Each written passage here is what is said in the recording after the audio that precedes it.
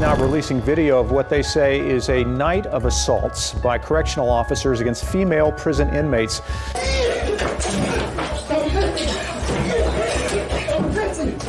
Why would y'all punch on me like that? For no reason. Like, y'all literally was just punching on me. For what? The guards tried to cover up the attack at the Edna Mahan Correctional Facility for Women by filing false reports. 11 de enero de 2021, el sargento Matthew Fashan y Sean St. Paul estuvieron entre los varios oficiales que llevaron a cabo una extracción forzosa de reclusas en la prisión Edna Mahan Correctional Facility for Women. Pocos sabían ellos que la agresión estaba siendo grabada y que pronto tendrían que responder por sus crímenes. Estos son policías corruptos que se olvidaron de que había cámaras en la prisión.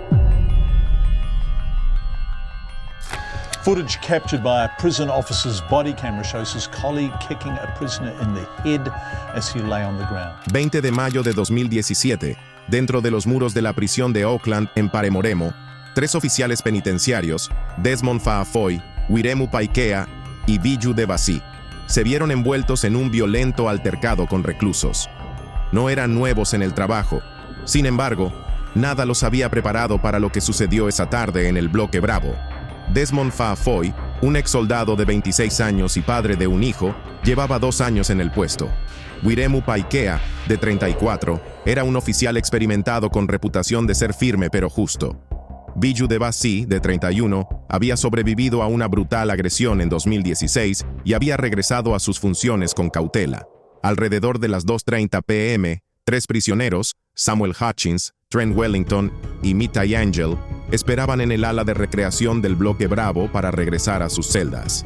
Desmond Faafoy estaba de turno, encargado de registrar a los reclusos antes de que subieran.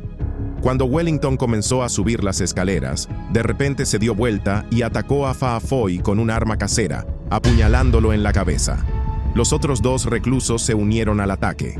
Faafoy sufrió múltiples heridas punzantes en la cabeza, el rostro y los brazos, sangrando profusamente. Más tarde recordó sentirse mareado y confundido, apenas pudiendo cubrirse de los golpes. Otros oficiales respondieron rápidamente para ayudar a reducir a los prisioneros. Fue en ese momento que la escena se volvió caótica. Las cámaras de seguridad y de cuerpo registraron lo que pasó después. Faafoy, sangrando y lleno de rabia, fue hacia Angel, quien ya estaba en el suelo y rodeado por varios oficiales. Entonces lo pateó en la cabeza 3 veces. El ataque fue tan brutal que otros oficiales fueron escuchados gritando «Des, basta, basta, cámara, cámara», mientras Faafoy golpeaba. Momentos después llegó Wiremu Paikea. Mientras Angel seguía en el suelo, Paikea aplicó una técnica de sujeción que la fiscalía describió como una llave de pierna en 4. La fuerza utilizada fue tanta que provocó una dislocación compuesta y fractura en el tobillo de Angel. Los fiscales argumentaron más tarde que esto ocurrió después de que el prisionero ya había sido reducido y no representaba amenaza alguna. El abogado de Paikea respondió que su cliente simplemente intentaba controlar a un prisionero violento en circunstancias difíciles. Biju Devasi, otro oficial que respondió, fue acusado de girar deliberadamente una cámara de seguridad para apartarla del incidente. La cámara fue movida poco después de la llave de pierna de Paikea sobre Angel. Devasi dijo después que estaba tratando de localizar a otro recluso y que no tenía intención de ocultar nada. Aún así, la fiscalía lo acusó de intentar pervertir el curso de la justicia al desviar la cámara. Por otro lado, los 3 reclusos involucrados en el ataque inicial, Hutchins, Wellington y Angel, fueron acusados de causar heridas con intención de infligir daños corporales graves y de agresión agravada. Todos se declararon culpables y luego fueron condenados. Curiosamente, se confirmó después que Hutchins y Wellington eran miembros de la pandilla callejera Killer Bees, conocida por su violencia. También se reveló que Angel estaba asociado con ellos. Tras el incidente, Faafoy, Paikea y Devasi fueron suspendidos de sus funciones después de enfrentar múltiples cargos. Faafoy fue acusado de agresión con intención de causar lesiones. Paikea fue acusado de causar lesiones corporales graves, con imprudencia temeraria. Del mismo modo, Devasi fue acusado de intentar pervertir el curso de la justicia. El juicio tuvo lugar en el Tribunal Superior de Oakland y duró 2 semanas. Las grabaciones del incidente fueron presentadas como evidencia y revisadas en el tribunal. Mientras los fiscales argumentaban que los oficiales reaccionaron con fuerza excesiva después de que el peligro ya había pasado, Faafoy testificó que no recordaba haber pateado a Angel. También afirmó que no encendió su cámara corporal porque estaba siendo atacado y luchando por su vida. Su abogado, Todd Simmons, también argumentó que el trauma, el sangrado y la adrenalina hicieron que Faafoy perdiera temporalmente el control. La defensa agregó además que Faafoy no tenía intención de herir a nadie, sino que actuó instintivamente después de ser brutalmente agredido. El 27 de agosto de 2018, una sala de audiencias repleta guardó silencio cuando el jurado dio su veredicto. Al final, los 3 oficiales penitenciarios fueron declarados no culpables. Aunque el resultado legal exoneró a los oficiales, la reacción pública estuvo fuertemente dividida. Muchos se indignaron al ver las imágenes de un prisionero reducido siendo pateado en la cabeza y la pierna de otro quebrada. Los críticos dijeron que los guardias habían reaccionado de manera desproporcionada y usaron fuerza más allá de lo necesario, especialmente dado el número de oficiales presentes y el hecho de que los prisioneros ya no estaban resistiendo. Now releasing video of what they say is a night of assaults by correctional officers against female prison inmates.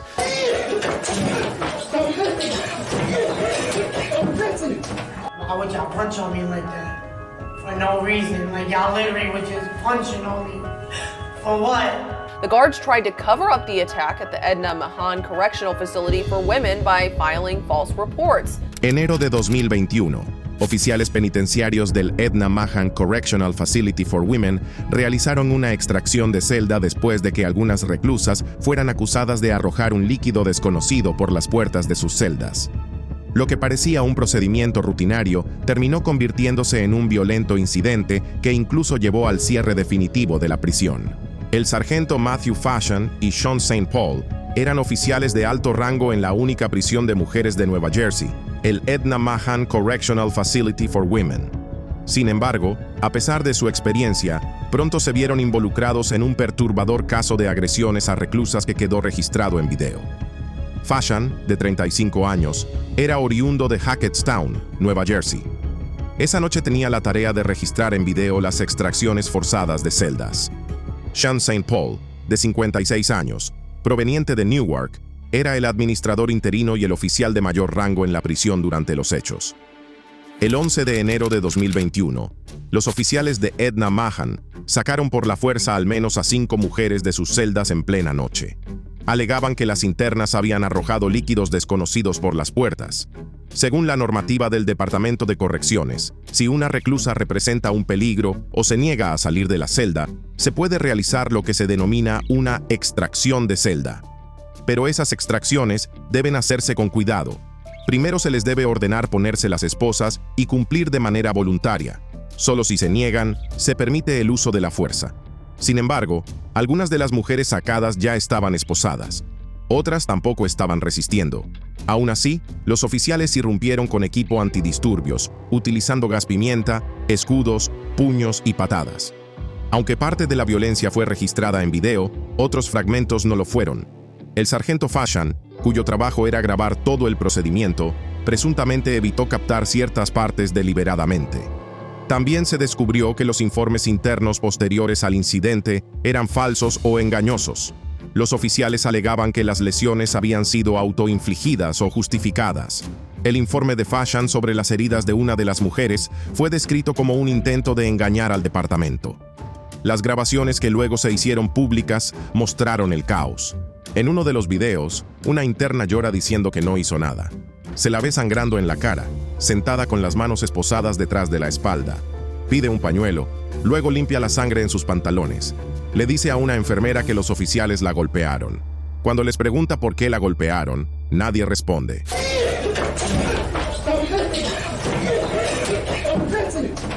Why would y'all punch on me like that? For no reason. Like, y'all literally was just punching on me. For what? Otro video muestra a un oficial pidiéndole a una mujer que saque las manos para ser esposada. Ella dice que necesita ir al baño. Segundos después, el oficial rocía gas pimienta en su celda. Luego, 6 oficiales entran corriendo. Se escuchan toses. Le gritan que deje de resistirse.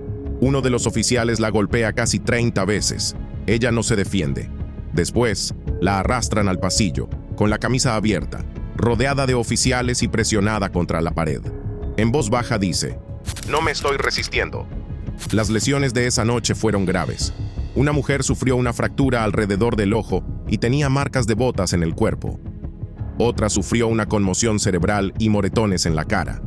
En una demanda, una mujer llamada Agila Nelson relató que, después de ser esposada, los oficiales entraron a su celda y la golpearon con puños y patadas. Le torcieron los brazos hasta escuchar un crujido. Su cúbito se fracturó. También acusó a un oficial de agresión sexual durante la golpiza. Aunque hasta ahora no se han presentado cargos por delitos sexuales, la demanda sigue activa. Nelson dijo que perdió el conocimiento por el dolor y sangraba por la nariz y la boca. Aparte de esto, la enfermera de turno supuestamente no la examinó ni registró sus heridas. No fue hasta 2 días después, tras insistentes quejas, que la llevaron a un hospital, donde los médicos confirmaron la fractura. En noviembre de 2023, un total de 15 oficiales penitenciarios fueron acusados formalmente. Todos enfrentan cargos de conspiración, mala conducta oficial y agresión agravada. Algunos también fueron acusados de manipulación de documentos públicos. Entre los imputados había 4 sargentos, un teniente, un mayor y un administrador asociado. Los investigadores señalaron que los oficiales ya habían decidido usar la fuerza. Además, las reclusas no recibieron advertencias adecuadas ni oportunidades para obedecer las órdenes. Los fiscales también sostienen que los oficiales redactaron informes falsos para encubrir lo ocurrido. Con el caso aún en curso, cada cargo conlleva severas penas si son declarados culpables. Conspiración y mala conducta oficial pueden significar entre 5 y 10 años de prisión y multas de hasta $150,000. Manipular registros públicos puede acarrear entre 3 y 5 años de prisión. La agresión agravada con lesiones graves puede llevar hasta 10 años, con el 85% de la pena cumplida antes de acceder a libertad condicional. Por ahora, los acusados han sido puestos en licencia administrativa sin goce de sueldo. Las consecuencias no se limitaron a las acusaciones. Marcus Hicks, comisionado de correcciones de Nueva Jersey, renunció después de que un informe señalara que desconocía que la prisión no tenía un administrador permanente en ese momento. El investigador estatal de correcciones, Dan DiBenedetti, también se retiró tras ser criticado por no investigar ni visitar la prisión después del incidente. El caso de agresiones no fue el primero en Edna Mahan Correctional Facility. Un informe federal de 2020 había descrito abusos sexuales generalizados por parte del personal y represalias contra reclusas que denunciaban.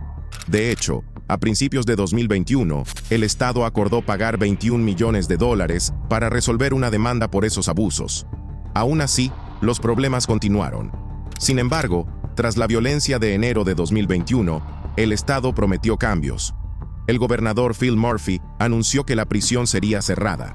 También se designó un nuevo liderazgo, incluida Victoria Kuhn, quien reemplazó a Hicks hasta el cierre de la prisión. Ella inició reformas que incluyeron cámaras corporales para todo el personal en contacto con reclusas, mejor capacitación y un enfoque en cambiar la cultura institucional.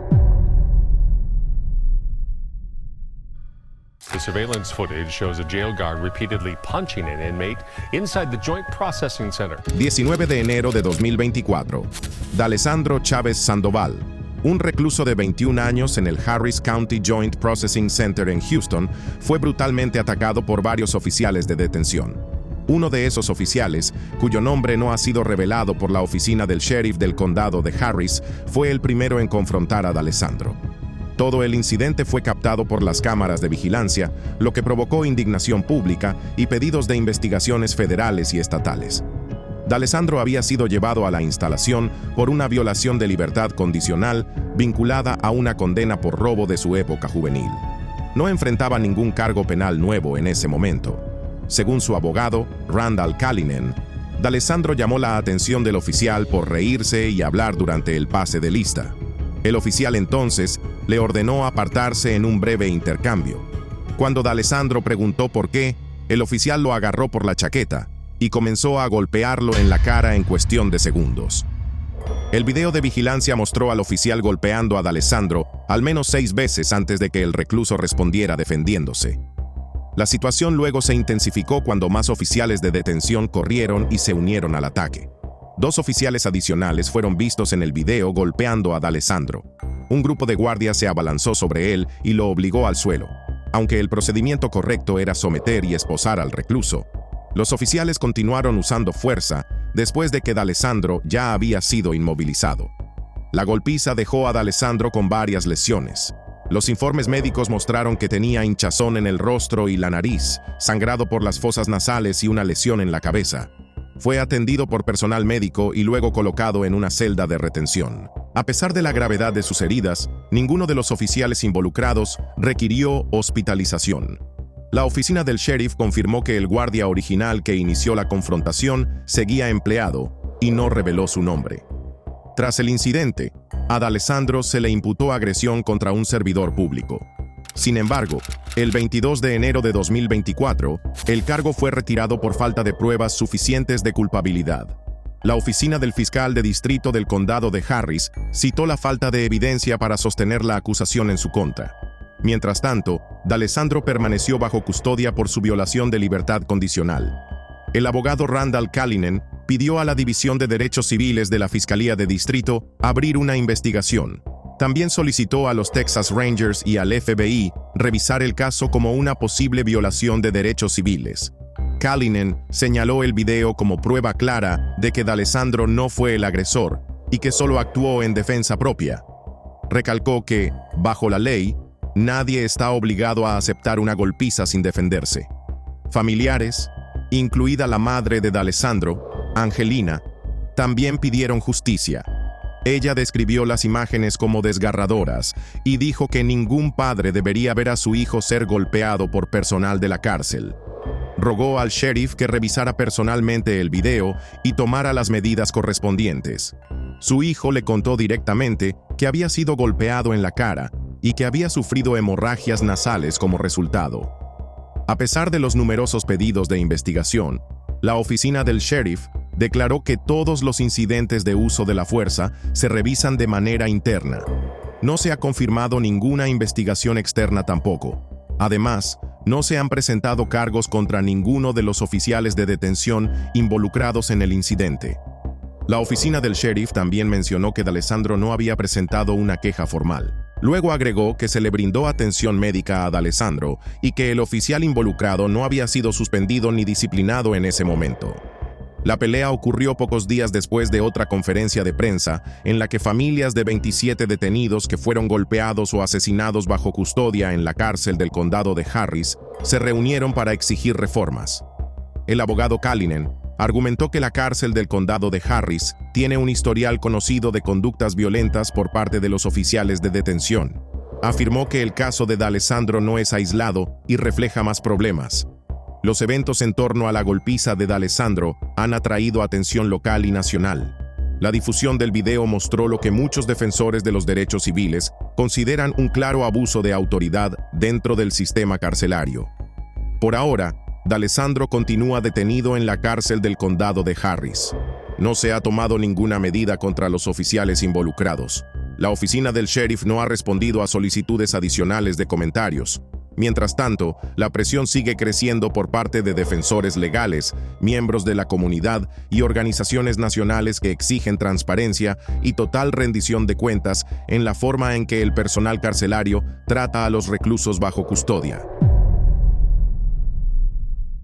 Multiple New York prison guards face charges in connection with the fatal beating of an inmate. Marzo de 2025, Messiah Nantwi, un recluso en Mid-State Correctional Facility, Nueva York, sufrió una crisis emocional y no estaba en su celda durante un conteo rutinario.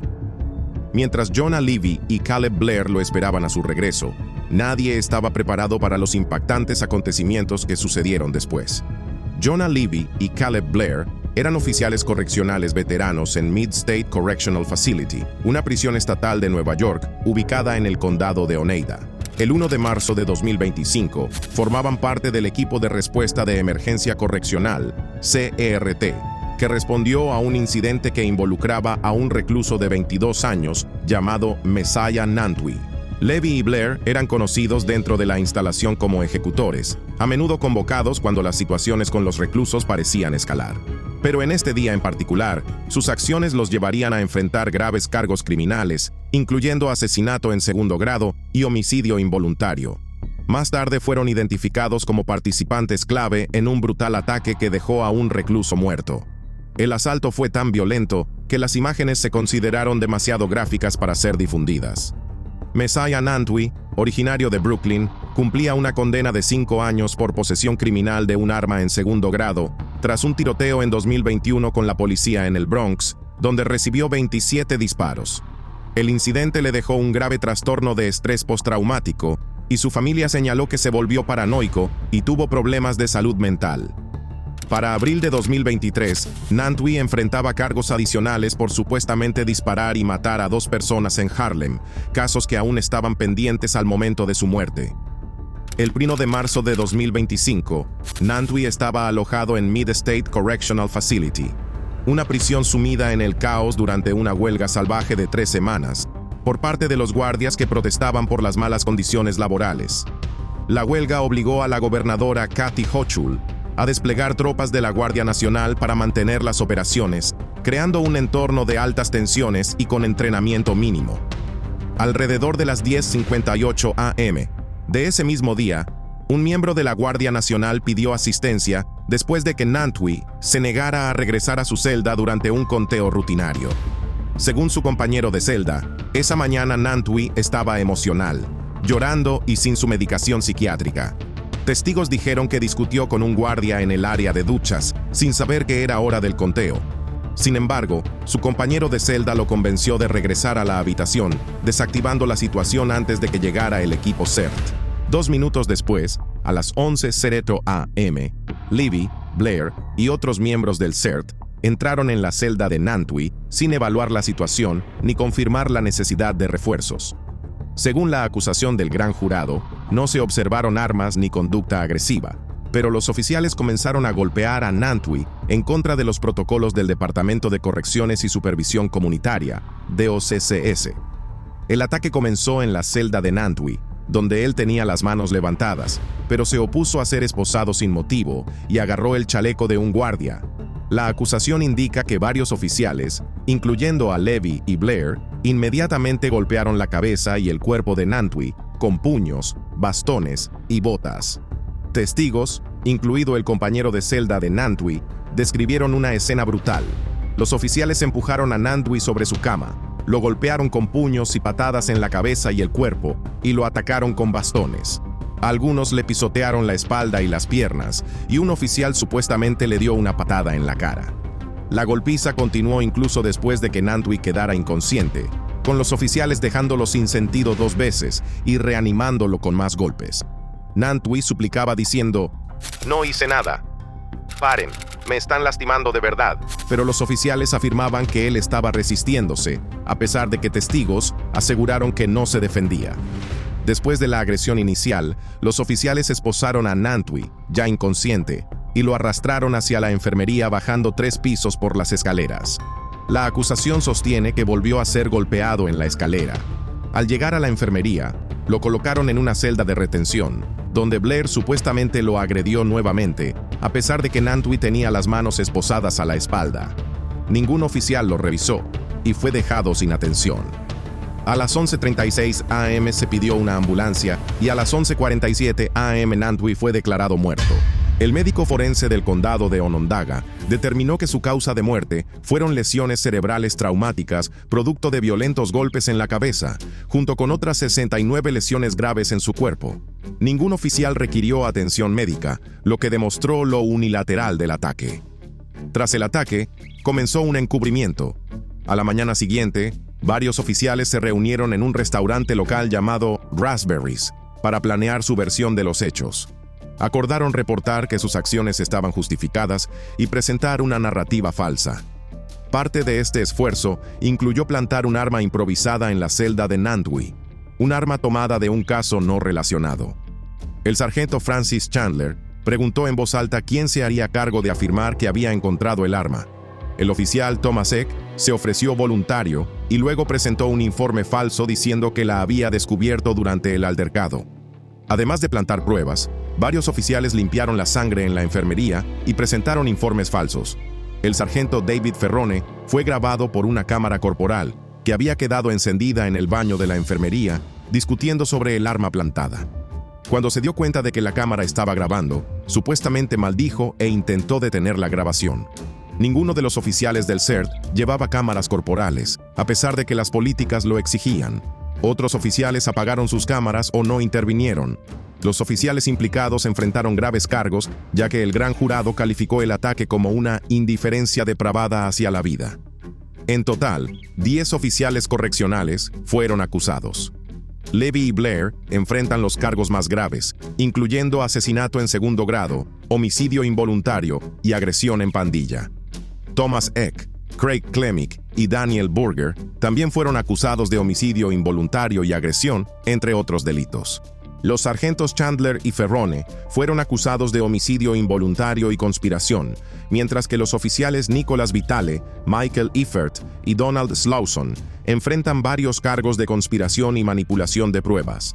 Todos se declararon inocentes y están en libertad bajo fianza, esperando sus futuras audiencias en la corte, programadas entre mayo y junio de 2025.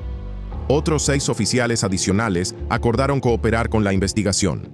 2 de ellos se declararán culpables de delitos graves, mientras que 4 enfrentarán cargos menores.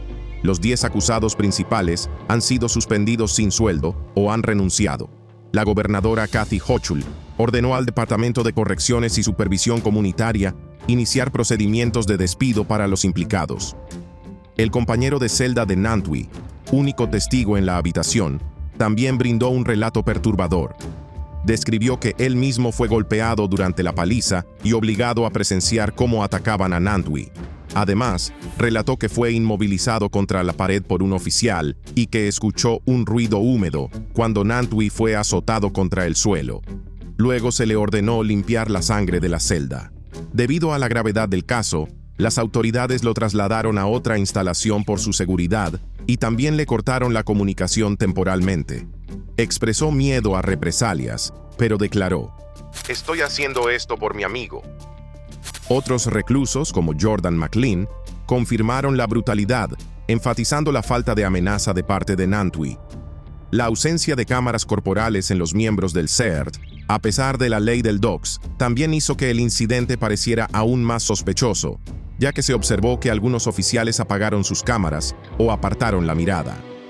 Hasta ahora, el caso sigue en los tribunales, con nuevas pruebas, incluyendo un disco duro de 500 gigabytes. Los 10 oficiales acusados han renunciado o han sido suspendidos sin sueldo, y la gobernadora Hochul ordenó al comisionado del DOX, Daniel Martuscello, iniciar su despido.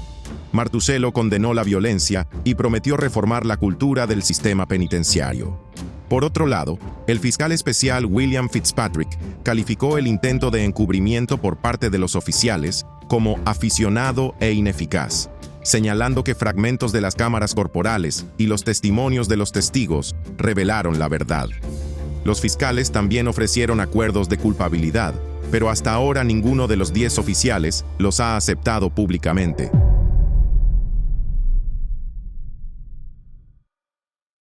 Now, a prison officer who pleaded guilty to misconduct after she had sex with an inmate in a cell has been jailed for 15 months. So we live at Wandsworth, man. Junio de 2024.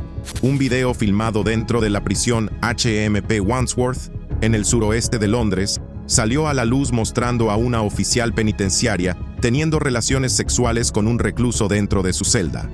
La grabación, realizada por otro prisionero con un teléfono de contrabando, expuso una grave falta de conducta y generó preocupantes preguntas sobre corrupción y seguridad dentro del sistema carcelario.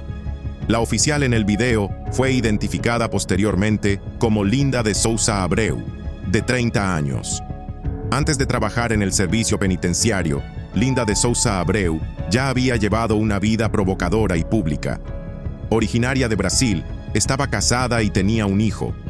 Además, mantenía una activa presencia en la plataforma de contenido para adultos OnlyFans, la cual operaba junto a su esposo bajo seudónimos como Linda from the Playroom y la madre.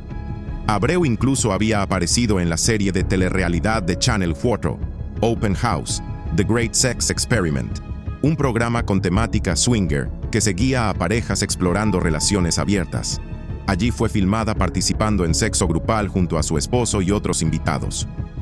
En enero de 2024, Abreu se incorporó al personal de HMP Wandsworth, una prisión masculina de categoría B, donde fue asignada a una unidad más pequeña, originalmente diseñada para mujeres, pero que ahora alojaba a reclusos varones en programas de actividad a tiempo completo. Durante su tiempo en el lugar, inició una relación sexual con el preso Linton Wainwright, un ladrón condenado a 4 años y medio por un atraco en Kensington, valorado en 650,000 libras esterlinas. Entre el 26 y el 28 de junio de 2024, Abreu fue grabada dentro de la celda de Wainwright, manteniendo relaciones sexuales con él mientras estaba en uniforme completo. El video era explícito y la mostraba ajustándose los pantalones del uniforme mientras el preso y otro recluso comentaban el acto. El segundo prisionero, quien filmaba, aparecía fumando marihuana y bromeando. «Chicos, hicimos historia», mientras le daba indicaciones a Abreu sobre cuándo esconderse para evitar ser descubierta. En un momento temieron ser atrapados, y Abreu tuvo que esconderse en una litera. El video también mostraba claramente su anillo de bodas y su placa, lo que la hacía fácilmente identificable. Se escuchaban además ruidos de fondo en su radio con mensajes de «todas las estaciones», patrullas de actividad, que ella ignoró mientras continuaba. El material fue grabado con un celular de contrabando y enviado al exterior. Posteriormente se descubrió más evidencia en la cámara corporal asignada a Abreu, que registró accidentalmente cómo practicaba sexo oral a Wainwright el mismo día de la grabación viral, confirmando que no se trataba de un hecho aislado, sino de una conducta repetida. Cuando Abreu descubrió que su secreto había salido a la luz, intentó huir. Fue arrestada en el aeropuerto de Heathrow mientras intentaba abordar un vuelo a Madrid con su padre, después de llamar a la prisión para informar que no regresaría a trabajar. Curiosamente, en un inicio afirmó que el encuentro ocurrió bajo presión y que temía ser agredida si se negaba, pero más tarde se retractó, admitió la relación y se declaró culpable de mala conducta en el ejercicio de un cargo público.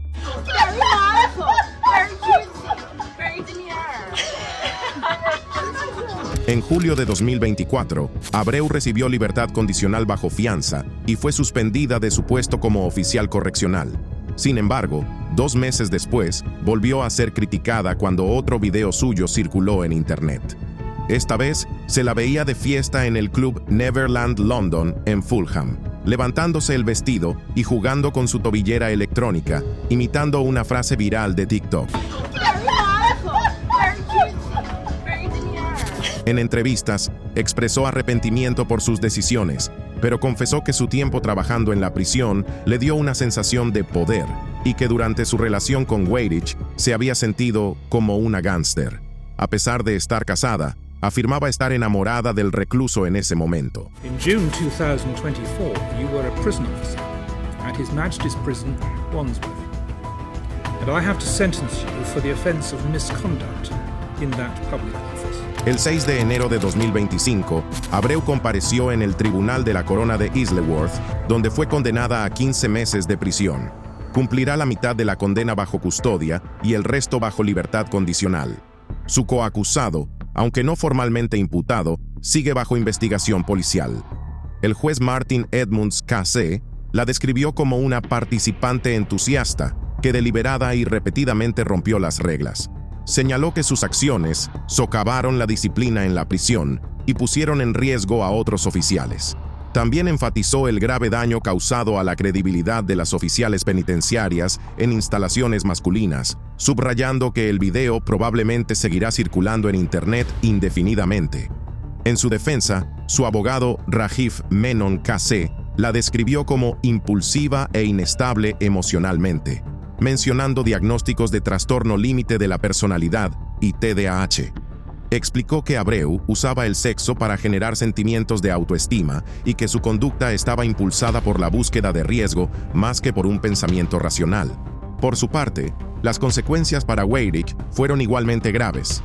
Tras ser trasladado a la prisión HMP Swaleside, en la isla de Sheppey, fue brutalmente atacado en diciembre de 2024 durante una visita con su novia. Otro recluso lo golpeó mientras cargaba a su bebé de 3 meses, lo que provocó que cayera sobre el niño y le fracturara el cráneo. Ambos fueron hospitalizados y luego dados de alta. La agresión, que se sospecha estuvo relacionada con el video sexual, sigue siendo investigada por la policía de Kent. La mala conducta de Abreu causó daños inmediatos y de gran alcance. Andrew Davie, el gobernador de la prisión de Wandsworth, presentó una declaración ante el tribunal detallando el impacto en la moral del personal y el comportamiento de los reclusos. Informó que las oficiales mujeres ahora sufrían más acoso por parte de los internos. Incluso las familias del personal se vieron afectadas, con hijos que fueron objeto de burlas en la escuela debido al escándalo.